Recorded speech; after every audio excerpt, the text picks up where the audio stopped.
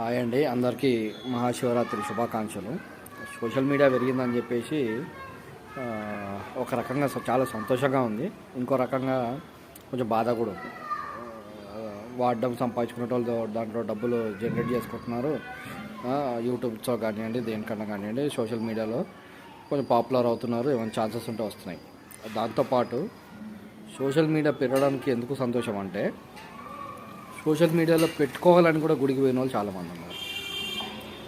రీసెంట్గా కుంభమేళ భక్తితోటి పోయింది ఒక 40 కోట్ల మంది. అంటే 20 కోట్ల మంది అయితే ఈజీగా కుంభమేళానికి పోయింది సోషల్ మీడియాలో పాపులర్ అవుదామని. వాళ్ళు భక్తితో వెళ్ళినారా వెళ్ళలేరా అనేది వాళ్ళకి తెలుసు, భగవంతునికి తెలుసు. అక్కడికి వెళ్ళి పలానా వాడు సోషల్ మీడియాలో ఫోటో పెట్టుకుంటున్నాడు అని తెలిసి వీడు కూడా వెళ్ళడం.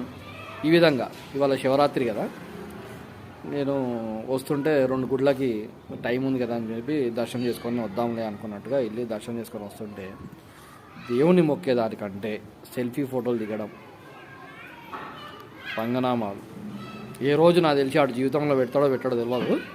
ఇవాళ పంగనామాలు పెట్టేసి శివుడి భక్తుడిని నేనే అన్నట్టుగా ఫోటోలు దిగేసి స్టేటస్లో పెట్టుకోవడానికి సెల్ఫీలు దిగేసి ఈ విధంగా యాక్టింగ్ చేస్తున్నారు. అంటే అంత అవసరం ఏముంది? నీకు మొక్కాలి, భక్తితో మొక్కాలి అనుకున్నాను, నీ భక్తితో మొక్కితే సరిపోతుంది.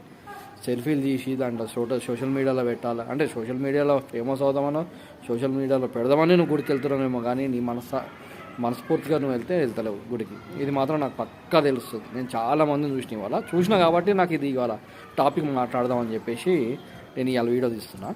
కొంతమందికి ఇబ్బంది కలగవచ్చు, అయినా నేను పెద్దగా అది కేర్ చేయను. ఉన్నది నిజం మాట్లాడడమే నాకు తెలుసు.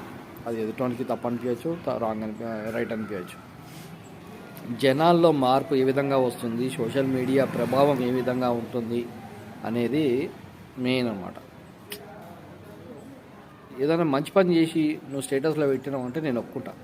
నువ్వు అన్నదానం చేసినా సరే, ఇంకేదైనా సరే, నువ్వు దానం చేసింది ఏదైనా సరే నువ్వు సోషల్ మీడియాలో పెట్టుకో. దీన్ని చూసి ఎవడొకడు మారుతాడు అనే ఉద్దేశంతో నువ్వు పెట్టినావో, లేదంటే నీది నువ్వు చూపించుకోవడానికి పెట్టినావో, ఏదైనా సరే అది మంచి. అది నేను దేవుని గుడికి వెళ్ళి దేవుని మొక్కిన అనేది కూడా నువ్వు స్టేటస్లో పెట్టుకుంటా అంటే నేను ఇంకేం చెప్పాలి? ఇక నాకు నవ్వు వస్తుంది. ఇవాళ సొసైటీ, ఇప్పుడున్న సొసైటీలో ఉండే యూత్ ఎలా ఉంది అంటే,